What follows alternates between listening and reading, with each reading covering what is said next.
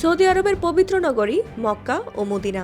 প্রতি বছর হজ ও ওমরাহ করতে সেখানে লাখ লাখ মুসলিম ছুটে যান। এছাড়াও পবিত্র স্থান ভ্রমণ করতে বিভিন্ন দেশের পর্যটকরা যান শহরটিতে।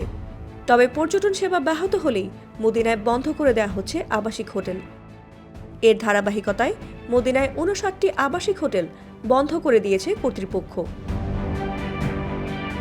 গালফ নিউজের এক প্রতিবেদনে এই তথ্য জানানো হয়েছে। বলা হয়, নিয়ম মেনে পর্যটকদের সেবা দেওয়া হচ্ছে কিনা তা যাচাইয়ের সময় অনিয়ম ধরা পড়লে এসব হোটেল বন্ধ করে দেওয়া হচ্ছে। প্রশাসন জানিয়েছে, এসব হোটেলগুলো যদি তাদের ভুল সংশোধন না করে তাহলে আর কখনো খুলতে পারবে না তারা। সৌদি আরবের পর্যটন মন্ত্রণালয় জানিয়েছে, লাইসেন্স ছাড়া কোনো হোটেল তাদের কার্যক্রম পরিচালনা করতে পারবে না। যদি কেউ এই আইন ভঙ্গ করে তাহলে হোটেল বন্ধ কিংবা ১০ লাখ সৌদি রিয়াল জরিমানা অথবা উভয় সাজাই দেয়া হতে পারে। সম্প্রতি মদিনা শহরে আবাসিক হোটেলে পর্যটকদের কিভাবে সেবা প্রদান করা হয় তা পরিদর্শনের উদ্যোগ নেয় দেশটির পর্যটন মন্ত্রণালয়।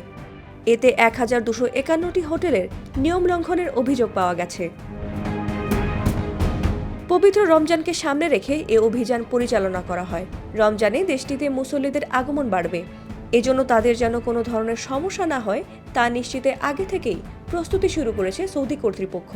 এরই ধারাবাহিকতায় গত মাসে অনিয়মের দায়ে আরও ৩৩০টি হোটেল বন্ধ করে দেওয়া হয়। ২০৩০ সালের মধ্যে সৌদি আরবে যেন ১৫ কোটি মানুষ ভ্রমণ করে, সে লক্ষ্যে বিভিন্ন পদক্ষেপ নিচ্ছে দেশটি। ফাতিমা সুলতানা, প্রবাস খবর।